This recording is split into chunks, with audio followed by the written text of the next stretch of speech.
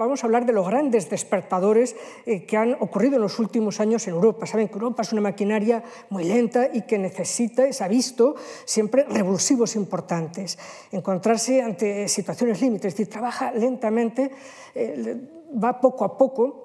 paso a paso, pero es verdad que la Unión Europea es la unión de las crisis y que cuando hay momentos en los que parece que el abismo se abre ante nosotros, hay que reconocer que los políticos, las instituciones y también a veces el propio empuje de los pueblos ayudan a dar saltos cualitativos. Y justamente hace un año, cuando de las primeras actividades presenciales hubo aquí un debate sobre el federalismo, en esos debates la cuestión palpitante que se llevan a cabo en esta fundación, pues yo recuerdo que en aquel caso dije que efectivamente tanto el Brexit como la pandemia, que era lo que hasta entonces conocíamos, no conocíamos el tercer problema, que desde luego esos dos grandes hechos que habíamos vivido, el Brexit y la pandemia, iban a ser revulsivos y que iban a ser, como ocurre siempre, este tipo de grandes situaciones, de grandes cataclismos, que iban a ser realmente momentos de despertar, de aceleración de la historia para Europa. Y es más, incluso hasta llegué a decir, y está grabado, dije claramente, los grandes cataclismos y las guerras son las que producen las grandes transformaciones. Y la guerra vino, efectivamente, y de hecho cuando en el mes de noviembre, todavía sin saber la guerra, también en la introducción que ustedes verán en la fundación, verán que se habla de que los grandes cataclismos y las guerras son los que ayudan a unirse a los pueblos, a federarse, a dar saltos en este proceso de integración que empezará en 1957. Y efectivamente es lo que vamos a analizar en estos 3 días. No puedo hurtarles el tema de Ucrania, que en principio no estaba previsto, pero es evidente que hemos acelerado la historia muy rápidamente y el Brexit será básicamente lo que hoy veamos, todas las consecuencias y dividendos del Brexit, y el próximo día será lo que ocurrió con la pandemia, porque la pandemia hizo también que hiciéramos cosas impensables y luego la agresión a Ucrania pues, ha acelerado la historia y hemos hecho en 3 días básicamente lo que pues no habíamos hecho en 70 años. Y es verdad, algo que dicen los periodistas, que es la Europa de las crisis y de que efectivamente el modelo, la Federación Europea, el federalismo, avanza ante grandes circunstancias. Al fin y al cabo es lo que se le pide, por ejemplo, a los militares cuando se ven desbordados en una situación de guerra, es lo que decían las Reales Ordenanzas de las Fuerzas Armadas españolas. Hay que hacer de la necesidad virtud. Esa expresión viene de las Reales Ordenanzas, es decir, que no hay justificación y cuando hay un problema grave lo que hay es que salvarlo, es lo que hay que utilizarlo como una fuente de oportunidad. Existe el problema y lo que hay que hacer entonces es utilizarlo para poder salir de la situación y además incluso catapultar, ser un trampolín para nuevas cosas. Esta es la idea que vamos a ver. En primer lugar, como he dicho, es el Brexit, era lo que estaba previsto fundamentalmente para hoy, porque el Brexit ha supuesto un gran revulsivo. Ya saben la conmoción que supuso la previsión del referéndum por parte de David Cameron, que lo tienen en esta foto, recuerdan ya. David Cameron, el que fue primer ministro, que nada menos que en su corto mandato llegó a hacer 3 referendos. Uno, para poner a subasta el país, es decir, si Escocia quería ser independiente, para cambiar el sistema electoral, todo fue perdiendo, y luego el único que ganó, para desgracia de ellos y nuestra, fue el referéndum del 23 de junio. Pero está muy claro que la Unión Europea no lo vio eso como una catástrofe, es decir, sí, es un cataclismo, es un desastre, no gusta, pero no importa, porque la Unión Europea, desde luego, nació antes de que el Reino Unido fuera miembro de la Unión. Es decir, la Unión nació sin el Reino Unido y la Unión fue un proyecto de éxito, fue un sistema de éxito sin el Reino Unido. Y si el Reino Unido se unió en el año 1973, fue justamente porque la Unión, entonces la Comunidad Económica Europea era la primera potencia comercial del mundo. Es decir, que se une a un proyecto de éxito. Es decir, que el éxito nunca se lo hemos debido a los británicos, ellos han unido a un tren en marcha y luego es verdad que ellos nunca estuvieron a gusto en el sistema. ¿Por qué? Pues porque precisamente llegan tarde al proceso de integración. Cuando llegan en el 73, el sistema ya estaba pergeñado, ya estaba todo el proyecto en marcha, es decir, que ya estaba todo el sistema, todas las coordenadas de funcionamiento estaban ya, y por tanto lo que tuvieron ellos que acoplarse. Y eso, una gran potencia, le cuesta pensar que no puede diseñar el proyecto, y que el proyecto está hecho, que los padres fundadores ya lo habían hecho en los tratados CECA-Euratom, y que lo único que tenía era que entrar en el engranaje. Entonces siempre lo llevó mal, lo llevó tan mal mal que a los 2 años de entrar hizo el primer referéndum para salirse de la Unión Europea. A los 2 años, saben que se entró con un gobierno conservador. Ahí vemos a la señora Thatcher, entonces joven diputada, haciendo propaganda a favor de la permanencia en el 75. Ahí vemos un mitin también. Y luego después, sin embargo, en el referéndum del 2016 para la salida, es curioso, es el Partido Conservador el que metió al Reino Unido en la Unión Europea, es el que lideró la marcha. Y bueno, pues ahí ven un cartel electoral. Vean ustedes al loco de Johnson con esos pelos, a Farage, el líder de la extrema derecha, y otros. En fin, eran los carteles contra el Brexit, ¿no? He sacado así una foto. En fin, ¿cómo se llegó? Pues está muy claro que los partidos, sobre todo el Partido Conservador, pero tampoco el Laborista, realmente ayudaron a la permanencia, sobre todo porque durante mucho tiempo los partidos de extrema derecha y de extrema izquierda, y todavía hoy, quizá a lo mejor con Ucrania, con lo que ha ocurrido en Ucrania cambian, pero la extrema derecha y la extrema izquierda siempre han estado en contra de la Unión Europea. Nunca se han sentido a gusto, y la verdad es que los conservadores se hicieron cada vez más populistas, y si triunfó el Brexit fue porque realmente fue un triunfo del populismo y por tanto de argumentos muchas veces totalmente mentirosos. Y luego también hay que reconocer que hubo inhibición de las instituciones europeas, que durante la campaña del Brexit tanto el Parlamento como la Comisión se retrajeron, consideraron que debían de ser neutrales, que a ver si entonces iban a empezar a meterse con la máquina europea y dejarles a ellos el debate. Pero hubo muchas mentiras, hubo muchos bulos, hubo mucha información falsa, y quizá ahora se arrepiente, especialmente el Parlamento Europeo y quizá también la Comisión, de no haber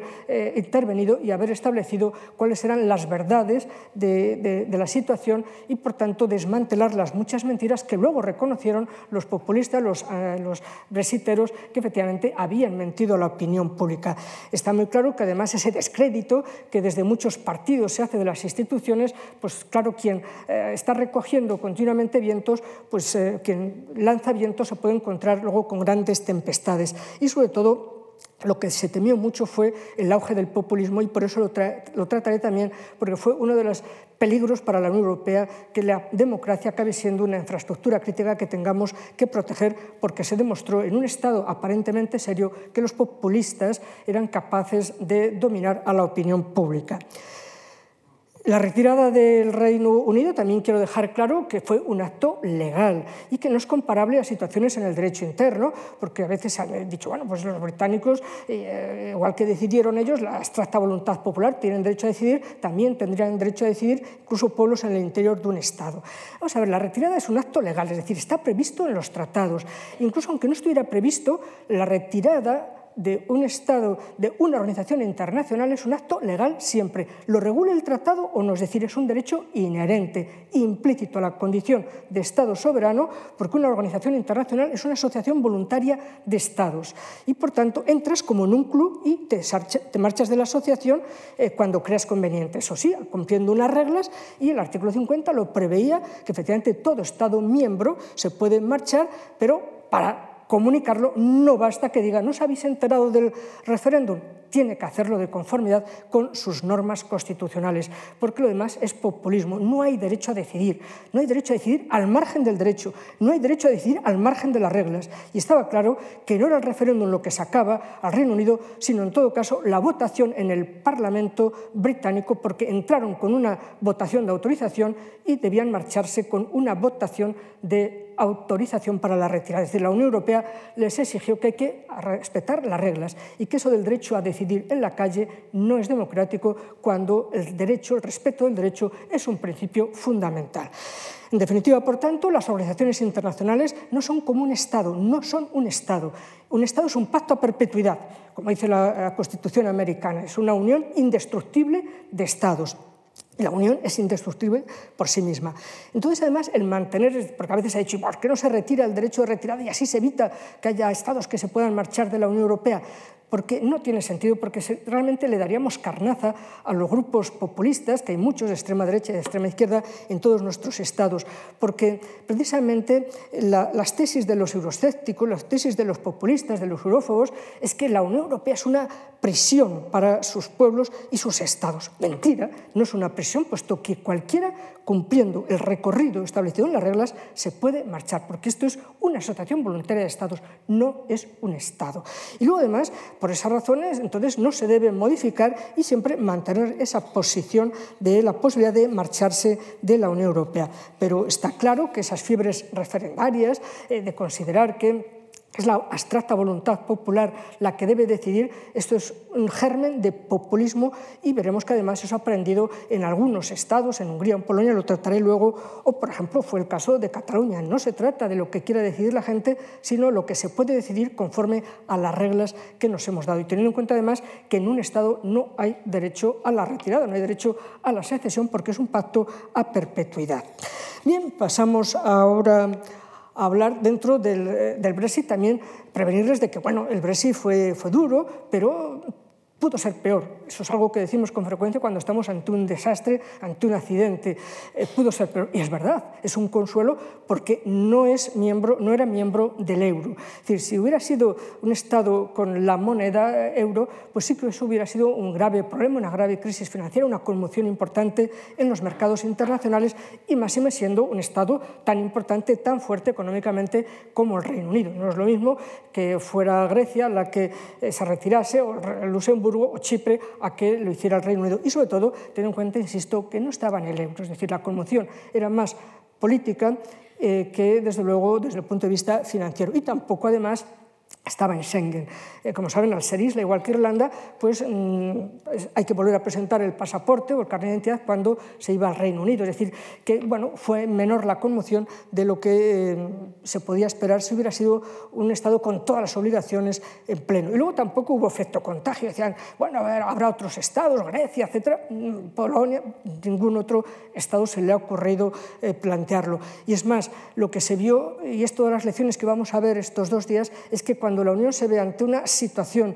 fuerte de conmoción, curiosamente siempre reacciona con unidad, con muchísima unidad, con muchísima firmeza. Y a partir de ese momento negoció firmemente con el Reino Unido unas condiciones de retirada que eran muy favorables para nosotros, porque se trataba de que no les podía salir nada barato un divorcio. Nunca un divorcio sale barato y estaba claro que gratis no le iba a salir. Y por tanto se hicieron todas las cuentas de todo lo que debería de pagar si hubiera seguido estando miembro, es decir, todos los gastos que habíamos hecho pensando que éramos 28 y gastos muchas veces, bueno, pues en 40, 50 años, todo eso, la deuda contraída se le hizo pagar y luego además todas las condiciones fueron muy bien establecidas y negociadas. Es decir, el Reino Unido siempre pensó que podría hablar bilateralmente con Polonia, que tenía 800.000 polacos en el Reino Unido, que podía coaccionar a España por el tema de Gibraltar, y esa técnica clásica del Reino Unido en el siglo XIX fue imperio porque simplemente dividió al mundo y venció sobre las divisiones, es decir, acabó pastoreando sobre las divisiones que existían, no le fue posible. Todos decidimos que nadie negociaría bilateralmente con el Reino Unido, que habría un equipo negociador de la Unión Europea y que se hablaría siempre por todos, y que si había algo que influir, bueno, pues hablaríamos con el equipo negociador, pero este sería la única voz firme de la Unión Europea. Y está muy claro que el acuerdo negociador fue efectivamente muy bueno, muy equilibrado, muy favorable para nosotros y duro sin duda para el Reino Unido. Y sobre todo lo que está claro es que el Reino Unido tuvo un daño reputacional importante porque se demostró hasta qué punto la volubilidad de su identidad como Estado, poniendo a subasta su propia unidad nacional, y también sobre todo porque en el sistema internacional realmente lo que hizo fue marginar sus prioridades, sus obligaciones, sus responsabilidades en materia de seguridad cuando abandonó la Unión Europea. Y luego, si acaso, unas palabras amables con el Reino Unido, porque efectivamente es un socio cumplidor, es decir, son gente fiable en el sentido de que cumplen el derecho. Lo discuten todo, lo niegan todo, pero ya cuando se aprueba la norma aceptan la mayoría, aceptan la norma aprobada por la mayoría y la suelen aplicar.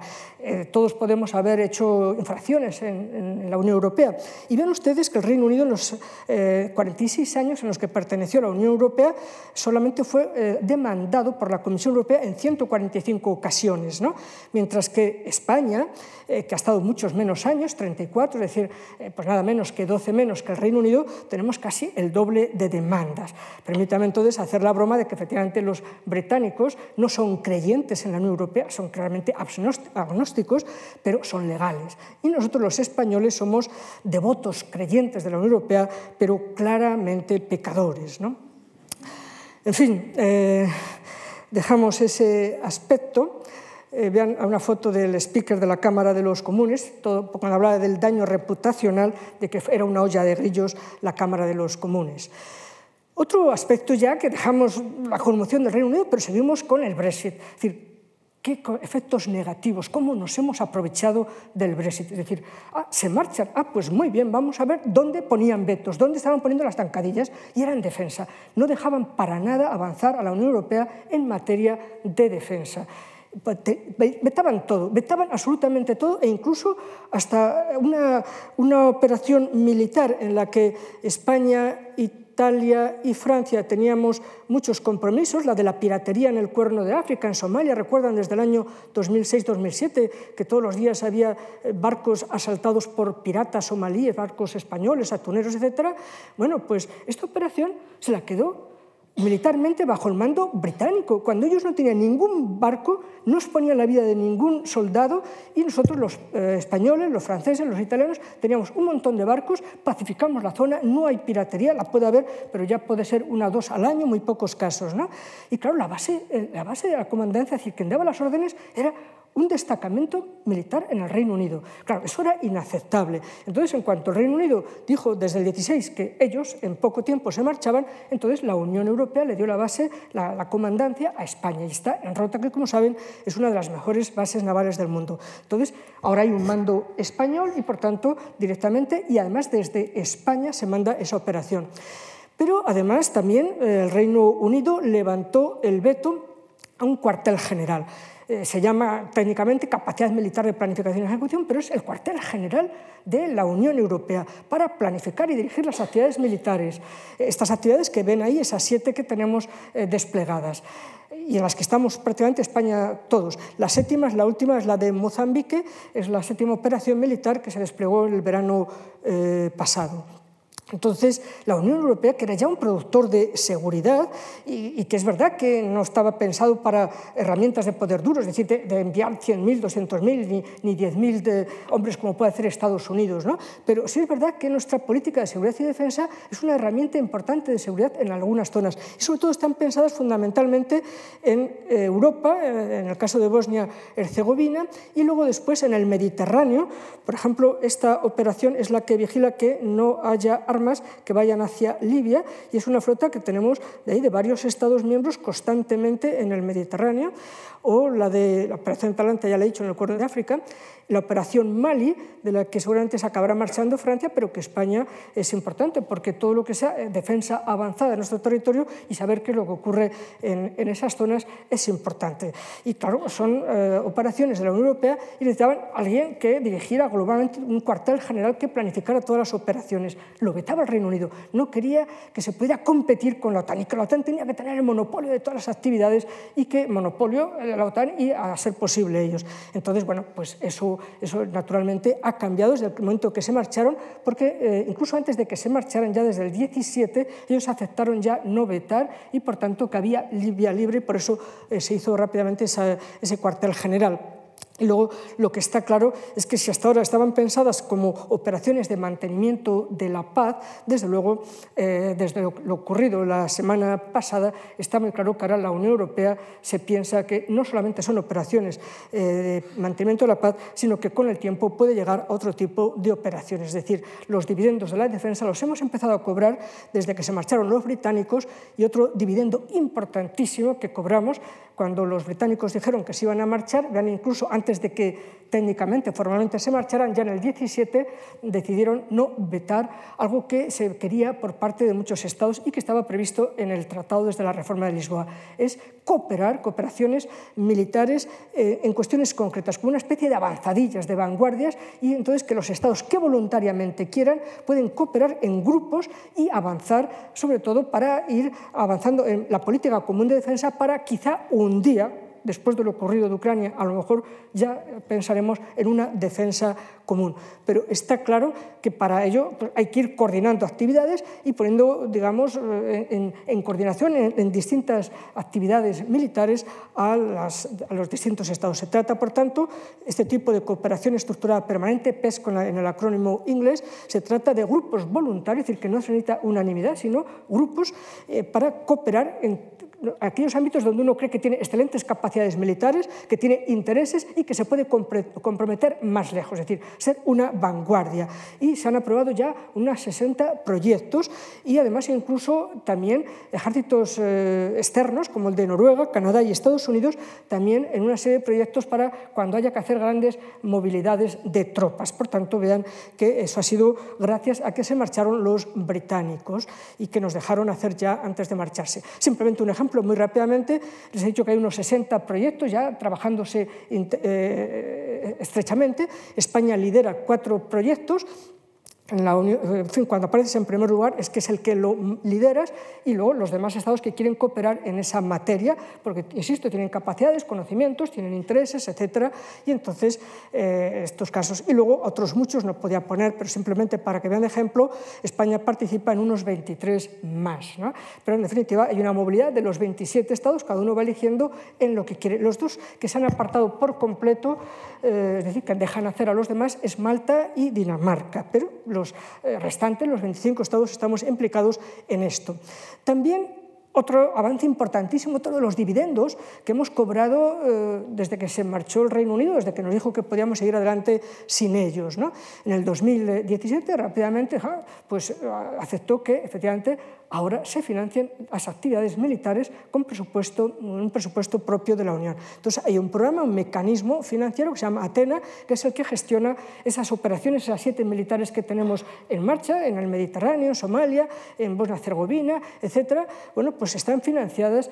con fondos de la Unión Europea. Por tanto, eso fue un avance. El Reino Unido no permitía que de los fondos comunitarios, porque era también una forma de segar la hierba a que hubiera acciones al margen de la Alianza Atlántica. Es decir, no quería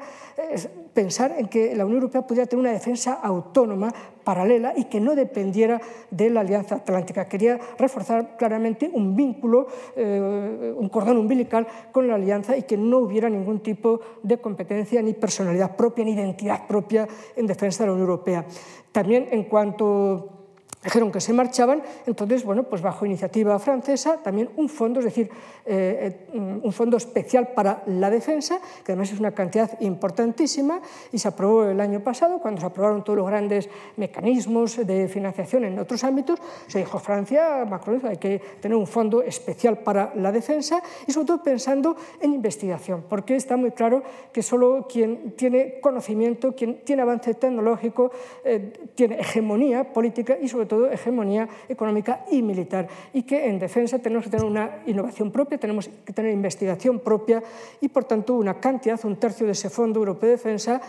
va a ir para proyectos de investigación, tanto civiles, o sea, de personas civiles como de personas militares, pero encaminadas a la mejora de los mecanismos de defensa. Y luego también acciones ya de desarrollo, de aplicación, también una parte del dinero está previsto en ese Fondo Europeo de Defensa. Nunca, desde luego, ni se había permitido que los gastos de defensa fueran con cargo a la Unión Europea, ni que hubiera fondos específicos de investigación y de desarrollo tecnológico de la Unión. Y eso es, de nuevo, dividendos desde que se marcharon los británicos. Es decir, unos avances extraordinarios. De hecho, los militares, cuando ven todo esto, dicen que realmente en 2 años hicimos mucho más que en 70 años en materia de defensa. Eso que todavía no había venido la pandemia ni lo de Ucrania, ¿no?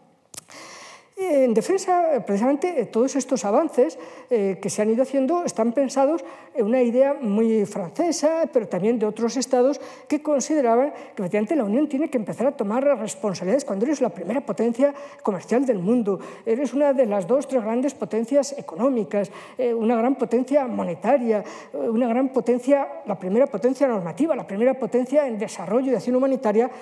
pues te tienes que ocupar del mundo, tienes que ocuparte no solo de tu territorio, de tu jardín, como diría estos días Borrell, sino de la jungla que hay fuera de nuestro jardín. Y sobre todo Obama, en ese periodo, sobre todo en el segundo mandato, en una cumbre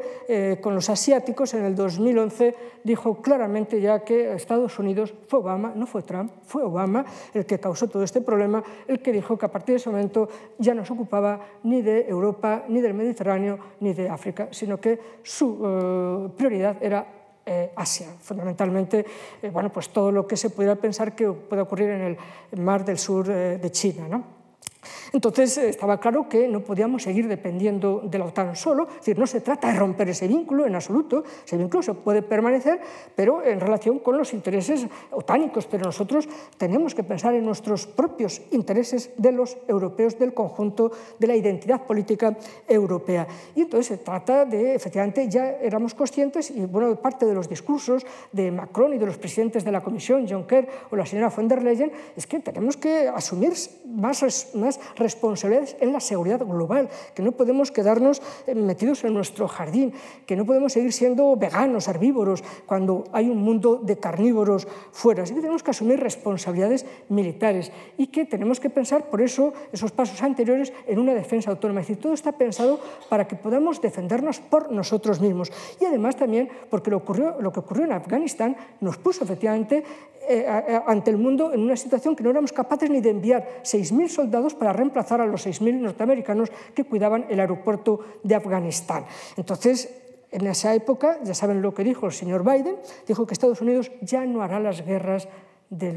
otros. Es decir, que las guerras van a ser nuestras y que si nuestro problema, es verdad que entonces pensábamos fundamentalmente el Mediterráneo y África, pues es nuestro problema y por tanto tenemos que prepararnos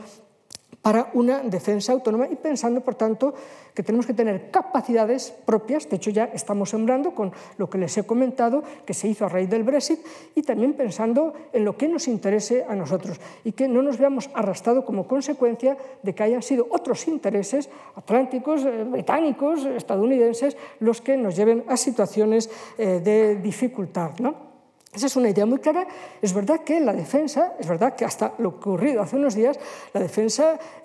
tenía posiciones divergentes, sobre todo porque había había un Estado miembro con capacidad importante de defensa, que es Francia. Es decir, una de las pérdidas importantes de la marcha de los británicos ha sido sin duda el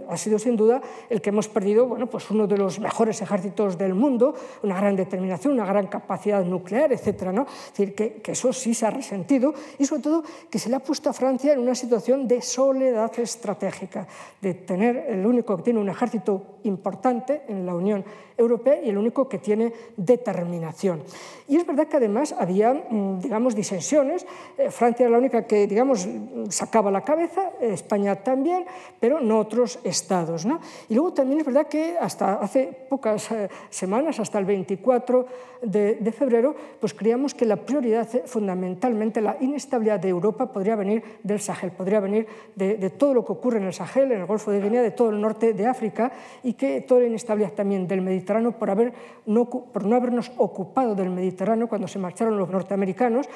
y también en parte los británicos, pues no hemos ocupado y entonces hay potencias agresivas como Rusia y como Turquía que se han hecho con el Mediterráneo hace tiempo. Entonces había un disenso en la Unión Europea. El grupo de Visegrado, los del norte, es decir, Polonia, Rumanía, Hungría, todos los bálticos, creían que el problema venía del este y efectivamente han tenido razón de que el este es el primer problema e inmediato. Pero lo cierto es que Francia tenía determinación, como he dicho, tiene determinación y sobre todo es verdad que es una potencia que que une la política exterior y la defensa, es decir, la defensa sirve a la política exterior y la política exterior a la defensa, es decir, es una potencia extrovertida y que no duda en utilizar, si es necesario, la defensa, las Fuerzas Armadas, para defender sus intereses y para defender su política exterior. La otra gran potencia en Europa es Alemania, pero su ejército es un ejército, bueno, pues un poco anticuado, demasiado estado en la nevera y, claro, solo le preocupa, si acaso, para la defensa de su territorio. Es una potencia introvertida, no le preocupa al exterior, no tenía sensación de problemas desde fuera y tiene un ejército relativamente mal armado, pequeño, etcétera, y mal dotado, incluso con límites constitucionales. España es intermedia, es decir, hay mucha determinación en nuestras Fuerzas Armadas, cuando han tenido que actuar, han actuado muy correctamente, pero es verdad que la política exterior ni sirve a la defensa, ni a veces se utiliza la defensa para la política exterior, ¿no? Pero está muy claro. Esta conferencia tiene que estar trufada de lo que ha ocurrido en los últimos días porque Alemania ha cambiado. Alemania es la primera que se ha caído del caballo, es la que ha perdido la inocencia inmediatamente. Es verdad que tuvo 48 horas, pero bueno, es lógico, tuvo 48 horas de dudas, pero inmediatamente cambió y pronunció una frase muy importante, el canciller Scholz, ante el Parlamento, de que ayer no es como mañana. Es decir, hay que olvidarse de la Alemania que nace desde el 45 hasta el 2022. Ahora vuelve a Alemania y vuelve a sus responsabilidades e inmediatamente ordenó, se aprobó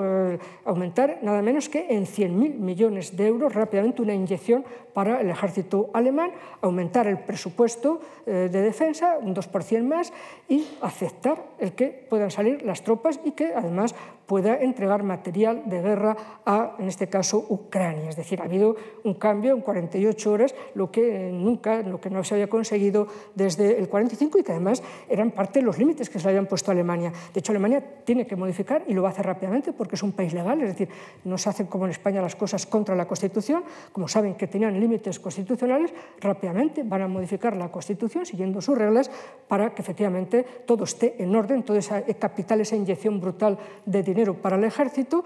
para aumentar el presupuesto ordinario y para enviar armamento ofensivo donde sea necesario. Es decir, ha habido un giro impresionante, es decir, nada tiene que ver, es un giro espectacular, un giro histórico y quedan, por tanto, 75 años atrás por completo. Es una nueva era, una nueva situación, ¿no? Entonces, todos los obstáculos que había antes de su unión, Ucrania también ha permitido que efectivamente la Unión Europea haya actuado rápidamente y está muy claro que fue el efecto en la opinión pública. Ya saben que en Alemania fueron las manifestaciones de la gente en las primeras 24 horas las que obligaron a cambiar la posición del gobierno alemán, que también tiene una coalición incómoda, hombre, no con la extrema izquierda populista, pero en fin, con los verdes y los liberales, y rápidamente se dieron cuenta de que hay que estar a la altura de los momentos históricos, porque está muy claro que las Fuerzas Armadas, el sistema de seguridad de un país es básico tanto para toda suerte de estados, pero luego para los estados democráticos, porque son los que pueden garantizar nuestra libertad y nuestra democracia. Y por tanto, la seguridad es un elemento importante hoy para los estados. Dejo ya los aspectos de la defensa, los grandes dividendos, trufados con el tema de Ucrania en relación con las posibles disensiones que hubiera antes en defensa y, sobre todo, como les decía al principio de la conferencia, una de las cosas que me preocupaban era que el Brexit realmente fue un triunfo del populismo. Es decir, fue un triunfo de las mentiras, un triunfo de simplificar las cosas, de partir de una serie de premisas totalmente falsas para destruir instituciones, las instituciones europeas, y se vio claramente que además formaba parte de una corriente que hay en Europa, seguramente también se vea en otros continentes, está claro también yo creo que en Estados Unidos, pero hay una corriente desde hace ya bastantes años y que la ha aupado sin duda,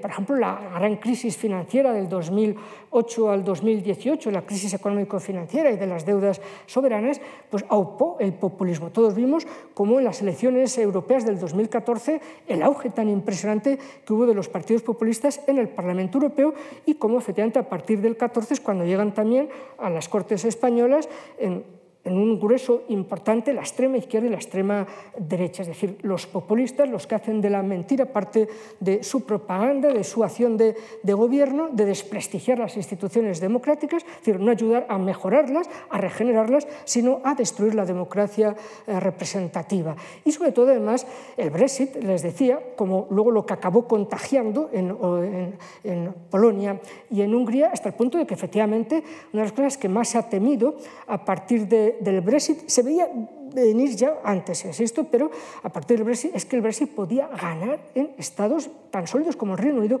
y podía ganar incluso en los estados que están en el corazón de Europa como Polonia y Hungría. Y se veía además también como la idea de que, bueno, lo que diga el pueblo, el derecho a decidir, la gente que hable y que diga lo que quiera hacer, y eso es más importante que lo que diga un parlamento o lo que digan las reglas. Había un desprestigio enorme del Estado de Derecho. El Estado de Derecho es conducirse conforme a reglas que hacemos entre todos, reglas democráticas, y que luego nos atenemos a las reglas. Es decir, las podemos cambiar, naturalmente, pero mientras estén las reglas en vigor hay que respetarlas. Y cuando la regla sea un problema, bueno, pues también por la mayoría democrática y por los cauces establecidos hacer cualquier cambio. Claro, se ha visto, se vio en Cataluña, se vio en Escocia, se vio en el Brexit, se vio en Polonia y en Hungría cómo ha habido un desprestigio de la democracia representativa, un desprestigio de las reglas y de que lo que importa es la voluntad popular. Y la voluntad expresada en las calles, en referéndums de cualquier manera, en cualquier sitio poner una urna y que las urnas, esa expresión de que las urnas hablen y que las urnas decidan. Las urnas sí, pero mediante los mecanismos previstos de elecciones, ya sean parlamentarias nacionales, ya sean autonómicas, ya sean municipales, etc., ¿no? Es decir, la democracia sí, que hay que contar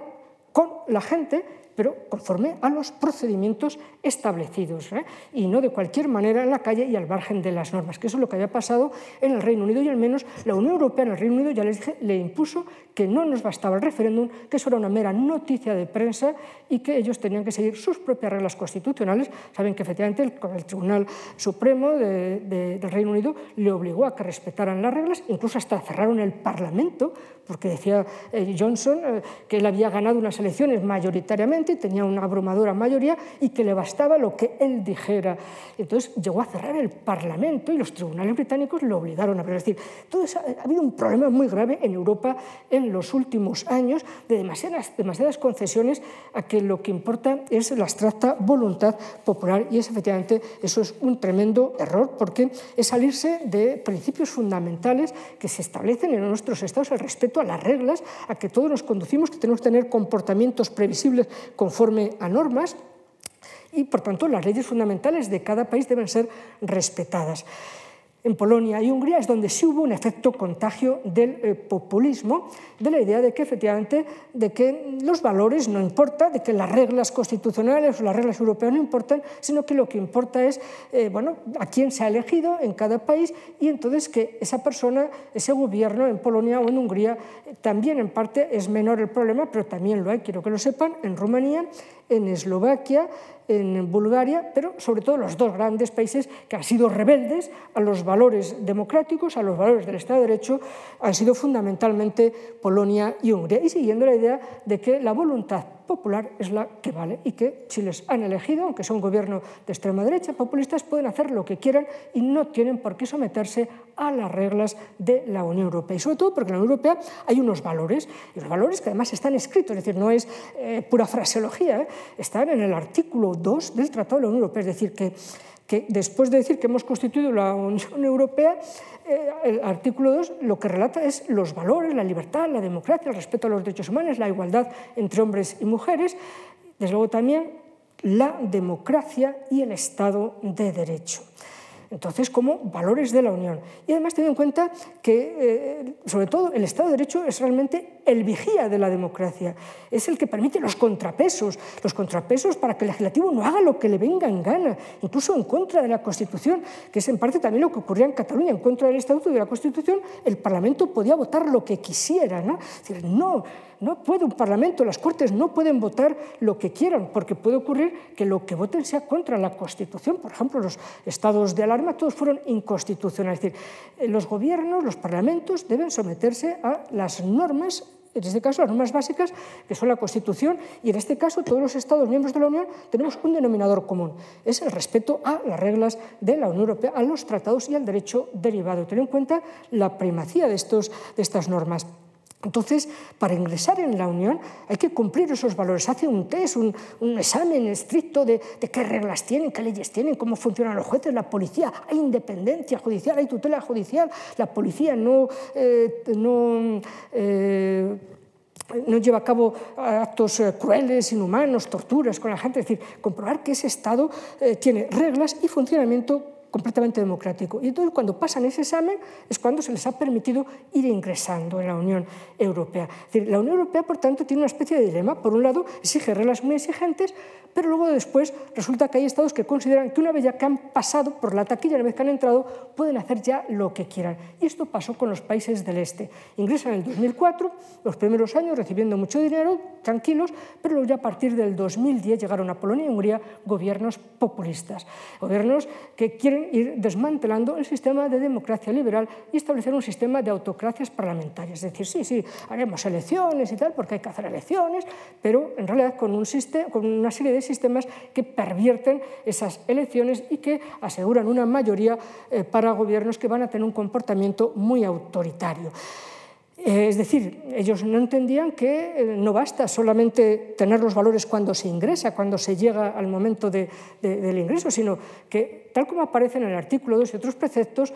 son valores que hay que mantenerlos. Es decir, que ser un Estado democrático, ser un Estado respetuoso del Estado de Derecho, es decir, sometido a normas y que los jueces tutelen la aplicación del derecho, es una obligación permanente, es decir, no solo para entrar, sino para permanecer. Y eso quizá no lo entendieron. Y efectivamente, a partir del 2010 hay realmente una descomposición importante del sistema jurídico de estos países, una cierta descomposición social y política, y no es algo que lo diga yo. Hay muchos informes, sobre todo a partir del 2014, de la Comisión Europea, informes muy detallados, exhaustivos de todas las leyes, de todos los comportamientos que hacían de estos países realmente autocráticos. También la Comisión de Venecia, es una comisión que se creó cuando cayó el muro de Berlín para ayudarles a los países del Este y en realidad a todos los estados de Europa para que tengan leyes, para que tengan constituciones, digamos, homologables y que todas las leyes que aprueben después sean leyes conforme a la Constitución y conforme a los principios del Consejo de Europa, la democracia, el principio del imperio del derecho, el respeto a los derechos humanos, etc.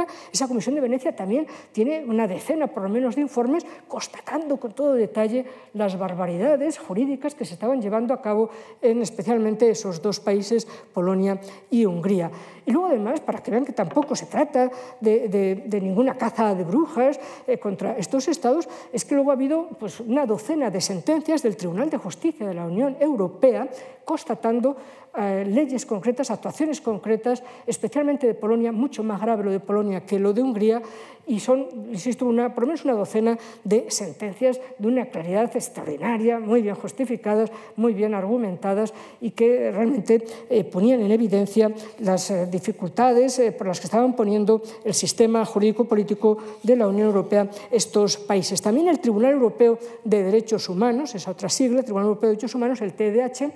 el que está en Estrasburgo, bueno, pues este tribunal también tiene ahora mismo unas 37, 38 demandas contra estos países y ya por lo menos hay dos sentencias de justamente el 21 condenando claramente a Polonia por haber violado la Constitución y por considerar incluso que el Tribunal Constitucional no es un tribunal regularmente constituido. He dicho ya que no está regularmente constituido y por tanto deslegitimando toda la jurisprudencia de ese tribunal. Entre otras cosas, y sobre todo de qué infracciones hablamos, ¿no? Para que vean que no se trata de pequeñas cosas. Y es verdad que solo me voy a centrar en aquellas grandes infracciones a lo que es el imperio del derecho, el respeto del derecho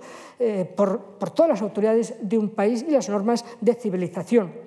Podría hablar de otras muchas leyes en relación con homosexuales, con el divorcio, la libertad de asociaciones, la libertad de prensa, la libertad de expresión, la libertad de fundar empresas y universidades. Es decir, ha habido muchas sentencias condenando por otra serie de cuestiones. Me voy a fijar sobre todo lo que más peligra para la propia Unión Europea, porque esto se ve, lo de Polonia y Hungría, no lo del Brexit, sino Polonia y Hungría, como una bomba de relojería que podría desmantelar la Unión, aunque veremos luego finalmente también ha habido efecto Ucrania. ¿De qué hablamos? De las infracciones de estos países. Por ejemplo, ya que he hablado del Tribunal Constitucional, bueno, pues ellos tienen por lo menos garantizado el partido gobernante, que además tiene la mayoría en el Parlamento, tiene garantizados al menos 2/3 de los miembros del Tribunal Constitucional. Por tanto, tiene garantizado siempre que toda su acción pues, va a ser convalidada, es decir, que no existe. Por eso el Tribunal Europeo de Derechos Humanos dice que realmente no es un tribunal regularmente constituido porque no está formado por la pluralidad ideológica de un país. Saben que precisamente cuando... Bueno, y también les voy a hablar, por ejemplo, del Consejo, lo que llamamos en España el Consejo General del Poder Judicial, lo llaman el Consejo Nacional allí del Poder Judicial. El Consejo Nacional del Poder Judicial, que son 25 miembros, 23 los nombra el gobierno. Es decir, el gobierno con el Parlamento, es decir, que tiene mayoría, es decir, 23. Es decir, claro, eso es el sueño de cualquier sistema dictatorial o autocrático. Es decir, por tanto, es un sistema, y de hecho se ha considerado esa ley por el propio Tribunal de Justicia de la Unión Europea como una ley claramente violando el Tratado de la Unión, el artículo 2, el valor del imperio del derecho, porque no garantiza la independencia de los jueces, puesto que todos van a ser obedientes a un partido político. Aquí en España, cuando hace año y pico, entonces el vicepresidente Iglesias y Sánchez dijeron que iban a cambiar la ley del Poder Judicial y que se elegiría por la mera mayoría de las Cortes, inmediatamente dijeron, es lo mismo que en Polonia. Y el comisario Didier y la propia presidenta de la Comisión hicieron 2 llamadas de teléfono y que empezarían los mismos procedimientos contra España, los mismos que habían hecho con Polonia. Bueno, la verdad es que con las llamadas de teléfono eso fue suficiente para ponerles firmes. Ven también qué ocurre allí. El sueño seguramente de la fiscal general del Estado, porque allí el ministro de Justicia es fiscal general del Estado. Es decir, allí automáticamente el ministro de Justicia es fiscal general y, por tanto, el ministro de Justicia, que es a su vez fiscal general de estos países, directamente nombra a los jueces y fiscales. Es decir, que en cada proceso nombra directamente a jueces y fiscales de cada proceso. También establecieron una edad de jubilación, reduciéndola, y aparentemente, bueno, en otros países se ha reducido la edad de jubilación, pero ven que lo que se trataba era de que sí, se jubilaban en principio todos los que llegaran a esa edad, pero después podían volver a pedir el ingreso y entonces cada caso se examinaba en función de las fidelidades de ese juez con el partido gobernante. Es decir, era una clara intromisión en la independencia judicial y, por tanto, digamos, un control de qué jueces acceden después de la jubilación si han sido fieles y han llevado a cabo sentencias conforme a lo pretendido por el gobierno. También pueden remover cuando quieran el juez de un procedimiento, nombran, ya he dicho, los jueces y los fiscales, pero incluso los ya nombrados pueden ser removidos, es decir, viola un principio elemental que conocemos en todos los estados civilizados, que es el principio de inamovilidad de los jueces, es decir, que una vez que ingresan y que se comprueban sus conocimientos y se comprueba su independencia, ya no pueden ser removidos para que no puedan ser precisamente utilizados en función de circunstancias, que había toda suerte de revocaciones, cuando hay ascensos no se les permite recurrir cuando su promoción no ha sido la adecuada. Incluso crearon una sala disciplinaria, una cámara disciplinaria en el Tribunal Supremo para sancionar gravemente a los jueces que no sean disciplinados con lo que quiere el Tribunal Supremo y el Consejo General del Poder Judicial. Es decir, una cámara casi de torturas que creaban mucho pánico en los jueces de Polonia especialmente. En fin, todas estas actuaciones que he dicho, todas han sido detectadas como graves ilegalidades por parte del Tribunal de Justicia de la Unión Europea y en todas ellas sentencias que se le obligaba a cambiar ese tipo de normas. Como no siempre fueron obedecidas, incluso se puede decir que la gran mayoría no eran obedecidas, claro, eso pues, ha enervado tanto al Tribunal de Justicia como a la Comisión Europea, porque lo que se veía en todo ese tipo de actuaciones al desmantelar el Poder Judicial era ir desmantelando los controles básicos que tiene que haber una democracia, porque los controles, una democracia es un parlamento con una oposición, pero allí no funcionaba, la prensa estaba en parte amordazada y luego también porque los tribunales estaban controlados. Entonces, había claramente, se estaban socavando de una manera sistemática los valores de la Unión. Y tampoco los procedimientos de sanción se pudieron poner poner a juego rápidamente. Entonces, bueno, pues ha habido una firme voluntad de ir condenando todos estos casos y de erigirse el Tribunal de Justicia como una especie de gran tribunal constitucional como vigía de la democracia. Y tenía base jurídica en ese artículo 19, hasta tal punto incluso de que lo que ha hecho ha sido poner medidas, sanciones a Polonia y, por ejemplo, salió a la prensa en el mes de noviembre una sanción de 1 millón de euros diario cada vez que pasa cada día y que no ejecuta las sentencias del Tribunal de Justicia de la Unión Europea. Cuando llegó el 1 de enero, la Comisión le pasó la factura de 70 días, 70 millones de euros, ¿no? Bien, es decir, se ha tratado, por tanto, por todos los medios de defender de esa manera la democracia, porque la consideramos que efectivamente, después de lo ocurrido en el Reino Unido, de lo que estaba ocurriendo en Polonia, Hungría, y podía empezar a contagiar a más estados de los antiguos países del este, pues del espacio soviético antiguo, pues que la propia democracia podía estar en peligro en la Unión Europea y que todo eso obedecía a un plan de reversión de nuestro sistema democrático. Como ante las sentencias de los jueces son lentas y luego los mecanismos de sanción del millón de euros diario, bueno, pues es efectivo, sí, pero no se rendía todavía Polonia y Hungría. Y sobre todo entonces ya cuando vino la pandemia, es decir, la pandemia nos ha ayudado y cuando hubo toda esa gran revolución en los fondos europeos, pues aprovechó para que triunfara un proyecto que la Comisión venía rumiando desde el año 16. Era hacer un reglamento para sancionar suspendiendo la entrega de fondos europeos a aquellos países que tengan fallos sistémicos, es decir, que no sean cosas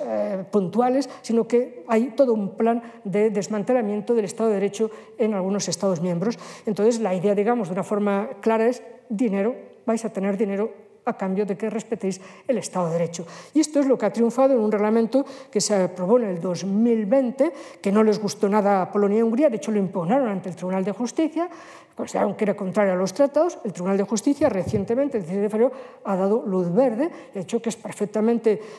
constitucional, conforme a las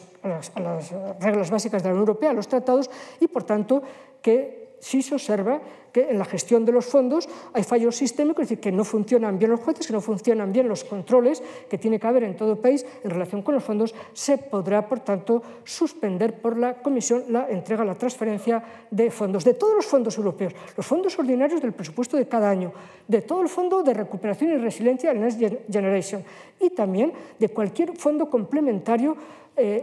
dinero público de la Unión Europea, del Tesoro Público, va a estar protegido de esta manera y, por tanto, la Comisión podrá suspender, es decir, no se trata de retirarles de por vida, sino que o vuelven a la senda constitucional o van respetando, si no, no hay fondos en la Unión Europea. Y es verdad que nos ha ayudado, de nuevo, no es que nos ayuden los cataclismos y las guerras, pero he dicho que las guerras y los cataclismos, como la pandemia, como el caso británico, pues ayudan a ir controlando las situaciones y a, efectivamente, tener firmeza y a demostrar unidad y a demostrar que también los valores que se ponen en juego. Y, sin duda, gracias a la presión judicial que ha habido tan enorme en estos años, porque, claro, las sentencias, todo el procedimiento, hasta que llega la sentencia, los tribunales en la Unión Europea son algo más rápido que los españoles, pero también necesitan, pues a veces 1 año, 2 años, para dirimir los casos y comprobar que tal ley polaca, que tal ley húngara, que la ley de la Cámara Disciplinaria, que no haya recursos, el que haya remoción de jueces, el que se sanciona a los jueces por plantear prejudiciales, pues todo eso caso a caso, es decir, que han sido muchas sentencias, mucha paciencia de la Comisión Europea, mucha paciencia del Tribunal, y es verdad que al final tenemos un gran complejo de sentencias que nos dan legitimidad, que no ha sido una caza de brujas contra Polonia y Hungría, contra la extrema derecha en este caso, sino que realmente estaban violando claramente, y que incluso cuando se intentó un procedimiento político, que está en el tratado, el artículo 7, primero para ponerles en observación y, llegado el caso, sancionarles,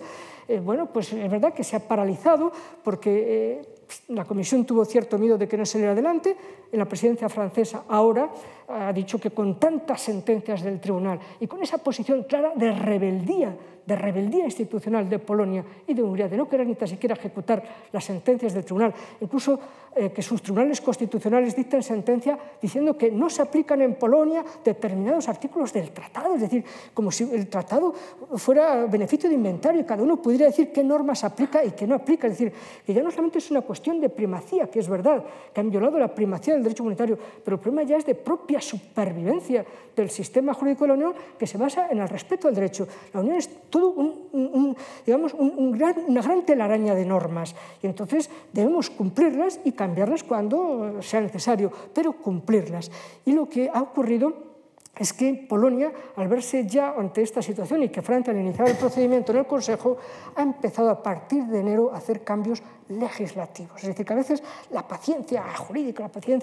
la santa paciencia europea ha tenido sus efectos y Polonia ha iniciado cambios legislativos. Ya ha dicho, incluso es posible que ya haya derogado la ley que establecía la sala disciplinaria que había en el Tribunal Supremo y que además, sin posibilidad de recursos y con jueces que se nombraban en cada caso en función de a qué juez había que juzgar, se establecía de esa manera y ponía sanciones muy importantes. De hecho, muchos jueces estaban aterrorizados ante el tipo de sanciones porque les dejaban en muchos casos, claro, en la calle a los jueces. Entonces, bueno, pues esa Cámara disciplinaria ha reconocido, sí, que esa inmediatamente la va a derogar y también ha hecho una serie de cambios importantes para que no se puedan remover los jueces, para que se respete el principio de inamovilidad. Es decir, que hemos conseguido en el mes de enero o febrero más o menos que vayan entrando por la senda constitucional, la senda del respeto a los tratados. Pero lo que ha sido seguramente decisivo es que desde primeros de febrero sabíamos lo que estaba pasando en Ucrania. Entonces, se han dado cuenta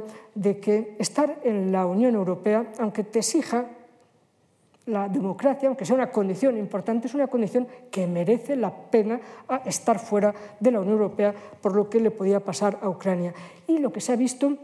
es que en todos estos países del este, y especialmente Polonia, se ha dado cuenta de lo importante que es la condición democrática. Al fin y al cabo, precisamente, si una de las razones del ataque a Rusia, no lo único, es porque efectivamente no quiere en sus fronteras estados democráticos, estados que tengan capacidad de decidir por sí mismos. Entonces, ha revalorizado la democracia y la ha revalorizado seguramente en estos países donde peligraba. Pero también yo creo que incluso en el tablero político interno de nuestros estados. La democracia era una infraestructura crítica y en muy pocos días la gente se ha echado a la calle o ha habido, digamos, una emoción, una conmoción fuerte que ha llegado a nuestros dirigentes políticos europeos y nacionales sobre la importancia de la democracia. Y además ha puesto en su sitio tanto a los partidos de extrema derecha y de extrema izquierda, también en nuestro país, que efectivamente utilizaban siempre a la Unión Europea como el blanco de sus ataques. Y seguían además, en cierta medida, los dictados de Putin, que siempre consideró que la Unión y la OTAN eran el problema. Y para varios partidos de extrema derecha y de extrema izquierda, lo habrán visto, el problema, dicen, es la OTAN, el problema es la Unión Europea. Esto se lo hemos oído a la extrema derecha y a la extrema izquierda en España y en otros países, incluso hasta partidos de la extrema derecha, como en Francia, financiados directamente por Rusia. Es decir, el caso de la extrema derecha, el partido de Le Pen, es un partido que se sabe ha estado financiado por los rusos. Luego también se han dado cuenta, en toda Europa nos hemos dado cuenta todos, pero más allí donde peligraba, que efectivamente una democracia son importantes los contrapesos. Y efectivamente tener un parlamento, bueno, un partido sí que apoya al gobierno, pero que la oposición tenga capacidad de hacer de contrapeso y de vigía. También que haya una oposición y que se reconozca esa oposición y que se le reconozca espacio porque es un contrapeso. Y también, sin duda, los jueces, porque además los jueces son los que vigilan a todos los demás poderes, para que el legislativo se atenga a las normas constitucionales, para que el ejecutivo se atenga a las normas del Parlamento y a las normas constitucionales. Y porque dirime el conjunto de conflictos, es decir, que se han dado cuenta de la importancia en muchos estados de que la democracia es un conjunto de contrapesos y que en los sistemas autoritarios no hay contrapesos y, por tanto, en caso de una situación de conflicto armado es un riesgo añadido cuando eres un estado autoritario porque puedes tener la fácil propensión a pensar que, bueno, pues no importa el derecho, no importan las reglas, no hay que regirse por el derecho, por la previsibilidad de las normas, sino que lo que importa es ser fuerte, lo que importa es tener una abstracta voluntad popular que te apoya y tener la fortaleza de unas fuerzas armadas dispuestas a ir a donde se las mande, incluso en contra de los mandatos democráticos, ¿no? Entonces, se ha dado cuenta mucha gente, por tanto, de la importancia de nuestra vida en libertad. Tememos que si la guerra se extiende, se ponga en riesgo no ya nuestro bienestar, que también, sino fundamentalmente nuestra propia libertad, ¿no? Es muy claro, por tanto, que ha habido una cierta... se han caído del caballo también un poquito Polonia y Hungría, igual que les he criticado por muchas cosas que han ocurrido en estos años, aunque lo he hecho de una manera muy rápida, muy sintética,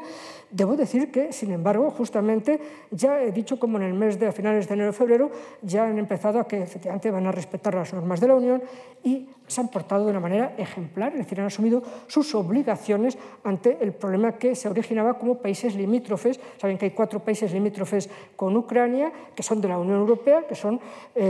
Polonia, Hungría, Rumanía y Eslovaquia. Y que además estos países, precisamente cuando la gran crisis de la migración en Siria y Afgana en el año 2015 por Grecia, recordarán esa crisis terrible migratoria que no se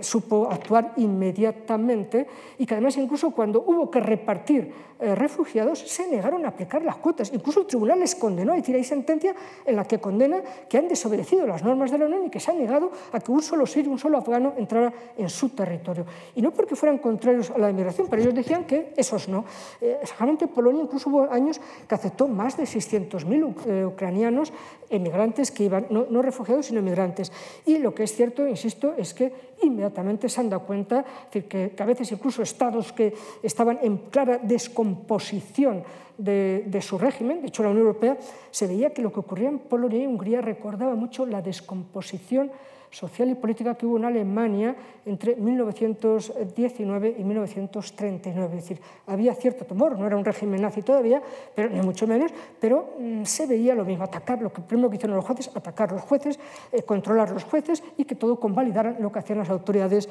gubernamentales. Es decir, había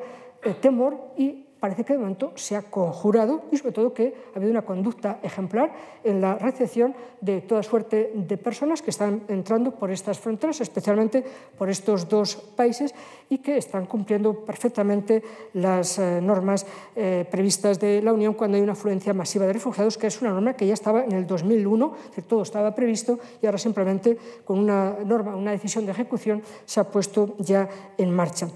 En definitiva, por tanto, hay que considerar que hemos avanzado mucho, eso sí, como consecuencia de cataclismos o de guerras. El Brexit y especialmente ahora en relación con el riesgo para las democracias, con lo ocurrido en Ucrania. Solo me queda ya tratar, porque les decía al principio de la conferencia, que, claro, cuando ocurrió el Brexit, es decir, todavía no había pandemia, no sabíamos ni que hubiera haber una guerra en Ucrania, pero cuando ocurrió el Brexit, tanto el que era presidente de la Comisión, en aquel momento Juncker, como el propio Macron y luego también la nueva presidenta de la Comisión desde el 19, la señora von der Leyen, estos 3 venían pensando ya que con el Brexit había que hacer grandes cambios en defensa, en bastantes cosas, que Europa tenía que ser una Europa soberana. Cuando se habla de una Europa soberana no se está pensando que Europa sea un Estado soberano. No, Europa soberana es decir, es que tengamos la capacidad de decidir sobre nuestros intereses y, por tanto, de adoptar soluciones adecuadas a nuestros intereses y, por tanto, redescubrir nuestras ambiciones y qué medios necesitamos para nuestras ambiciones. Y, sobre todo, se venía pensando que Europa tenía que tener más identidad política y, como les decía antes, más defensa autónoma. Y Macron, como Juncker, como la señora von der Leyen, consideraron que, insisto, todavía sin el problema de la pandemia, sin el problema de Ucrania, que eso era un salto cualitativo, sobre todo pensando en una defensa autónoma, una defensa algún día propia de la Unión Europea, y que para eso había que contar con la gente. Es decir, que había que hablar y había que escuchar a la gente cómo querían que Europa afrontara esta situación. Se sabía por las encuestas de los eurobarómetros que la gente efectivamente quiere una Europa con identidad, una Europa que proteja, una Europa que sea influyente en el mundo, una Europa que se la escuche, que no sea un juguete, sino que sea un jugador y por tanto que no sea un juguete de los grandes jugadores. En aquel momento Rusia no era el problema, era fundamentalmente la rivalidad de Estados Unidos-China que tanto nos había dañado durante la etapa de Trump. Entonces la idea en los años, sobre todo 17-18, es que hay que organizar una conferencia para hablar con la gente, para que hablemos, decía, nosotros, los políticos europeos y políticos nacionales, con la gente, escuchar a la gente y hablar de esta dimensión política, de esta asunción de nuevas responsabilidades, ¿no? Es decir, volver a la idea de la Europa de los ciudadanos, la Europa que en los años 50, después de la Segunda Guerra Mundial, impulsó el movimiento europeo, el que los estados se unieran y hicieran tratados, es decir, de nuevo, que el movimiento viniera de abajo. Y entonces, bueno, pues en las elecciones del 19, además henchidos de que efectivamente el Brexit nos había dado mucha firmeza, mucho impulso, es decir, mucha conciencia de lo bueno que tenemos. Es que la gente en las elecciones del 19, las elecciones del Parlamento Europeo del 19, la gente votó, digamos, casi en masa. Es decir, subió 8 puntos cuando desde el 79, que fueron las primeras elecciones cada 5 años, siempre iba bajando el número de participación popular en las elecciones europeas. Siempre caían números, dígitos, caían décimas todos los años, todos los años. De pronto, las del 19, la gente tiene conciencia de que fue un error el Brexit, de que la Unión puede tener sus problemas, pero de que es un gran salvavidas para todos y de que efectivamente nos ha garantizado un sistema de libertad, seguridad y prosperidad como nunca, nunca en la historia de Europa hemos tenido los europeos. Es decir, que la gente reaccionó bien y en los eurobarómetros le pedía a la Unión que interviniera más, que se hiciera ver en el mundo, que fuera más global, que defendiera los intereses más allá de nuestras fronteras, lo que se llama hoy la geopolítica. Es decir, que defiendas más allá del territorio. Y entonces, cuando acabaron las elecciones y toma posesión la señora von der Leyen, en septiembre del 19 ya dice que en la primavera se va a convocar, la primavera del 20, se va a convocar una conferencia para hablar durante un par de años con la gente y hablar directamente los políticos europeos y nacionales con la gente. Es decir, que no basta contar a la gente cuando hay elecciones, sino contar con la gente para los grandes proyectos. Pero claro, vino la pandemia y, por tanto, la conferencia sobre el futuro de Europa, que había sido convocada, pues se tuvo que desconvocar en mayo del 20, que era cuando se tenía que haber iniciado el 9 de mayo del 20. Estábamos, en fin, todos los días con miles de muertos, entonces quedó postergada y se inauguró el año pasado, en mayo del 21, porque se entiende que los objetivos que teníamos han quedado desgastados por la pandemia, por la crisis, y que la construcción europea es una construcción intergeneracional y que, por tanto, no basta la gente que estuvo haciendo los tratados, que hizo el tratado de Maastricht, el de Ámsterdam, el de Lisboa, sino que esta es una construcción que cada generación debe participar. Y la Unión Europea no tiene problemas en reformar sus tratados. En España nos da pánico reformar la Constitución. Allí, ¿no?, cada 4 o 5 años se hace una adecuación para que generaciones distintas participen y redactemos entre todos los cambios, las reformas que consideramos indispensables en nuestro marco constitucional europeo. Entonces se pensó que si queremos hacer grandes reformas en defensa, si queremos afrontar grandes problemas en relaciones exteriores, en defensa, en relaciones exteriores, en identidad tecnológica, esto hay que decírselo a la gente si está dispuesta a ir tan lejos y, por tanto, buscar apoyo, buscar legitimidad de la gente. Y entonces se puso en marcha esta conferencia donde hay una presidencia, los 3 que hemos visto antes en la anterior diapositiva, que ahí está el presidente del Consejo, que era un portugués, Sassoli, el presidente del Parlamento Europeo, que falleció en enero, y la presidenta de la Comisión, ya firmaron en mayo del 21 el comienzo de la conferencia, como les decía, y ellos 3 presiden los grandes plenarios, es decir, la Comisión, el Parlamento y el Consejo, es decir, la legitimidad intergubernamental, la legitimidad democrática y la legitimidad supranacional de la Comisión Europea. Es un proceso muy complejo. Estoy ya en los minutos finales, creo que solo quedan 2 diapositivas. Entonces hay una presidencia máxima, que son esas 3 presidencias a las que me he referido, luego un comité ejecutivo y, sobre todo, lo que importa es los 3 ámbitos donde se busca el oír a la gente. Es una conferencia para escuchar a la gente. Y es esta plataforma digital multilingüe. Si ponen en Google o en su buscador Futuro de Europa, Conferencia sobre el Futuro de Europa, le va a llevar rápidamente y en castellano, en todas las lenguas. Y entonces ahí pueden ustedes poner, no decir sus quejas, no son tanto quejas, sino decir cómo creen que se debería reformar, qué cosas se deben abordar y, por tanto, abierto a los 450 millones de europeos. Y, de hecho, bueno, pues ha habido muchas y, además, luego, cuando tú pones algo, quedan enlazados con otras posiciones de otras personas para si quieres entrar en diálogo con ellas. Y luego, en la conferencia hay una serie de, digamos, de expertos que lo que hacen es ir resumiendo lo que la gente ha ido depositando en esta plataforma para así permitir a los 450 millones, porque una asamblea de 450 millones en vivo no puede hacerse, pero sí con las tecnologías todos, el que quiera puede participar, o si no quiere participar, bueno, pues quiere saber qué es lo que opinan otros, puede entrar y ver, y también todos los eventos, todas las actividades que se hacen, es decir, que es una especie de, digamos, de red social de todos los europeos ahora mismo, ¿no? Y luego después lo que se hizo, como no era cuestión de hacer unas elecciones distintas a las del Parlamento Europeo, ni suplantar la legitimidad que supone el Parlamento Europeo, los eurodiputados, lo que se hizo es, mediante estas empresas que conocen, en fin, que hacen digamos, sondeos o contactan aleatoriamente con gente. ¿Recuerdan aquel programa que había antiguamente en televisión,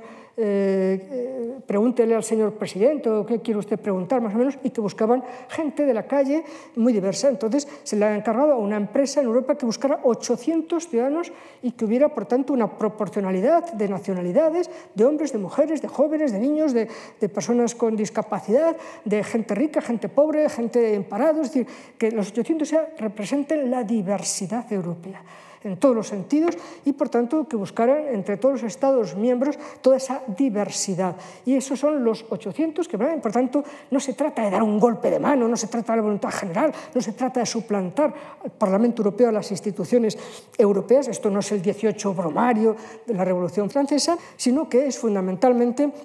la idea de, bueno, tomar el pulso de la gente en persona, porque estos van a una serie de plenos, luego se dividen en distintas materias y con ellos se está hablando, van los fines de semana, luego hacen plenos, etc. Y, por tanto, están trabajando y todo lo que se va decantando va llegando al Comité Ejecutivo y a la Presidencia para luego, finalmente,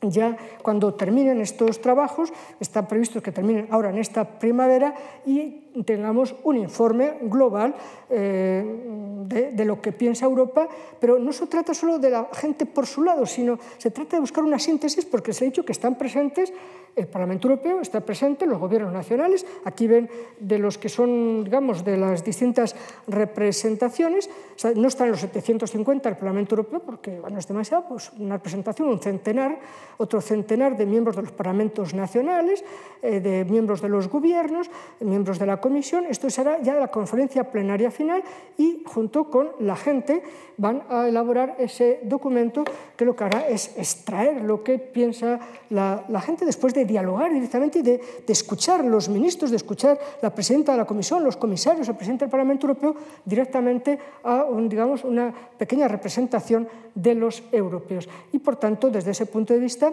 teniendo en cuenta todo lo que queremos abordar y que lo queríamos abordar antes de saber lo que nos iba a ocurrir, la pandemia y, además, la posibilidad de una guerra importante en Europa, por tanto, esta conferencia dará mayor legitimidad a todos los cambios que van a ser muy profundos, como los que ya hemos visto de los dividendos del Brexit y también como el efecto Ucrania ha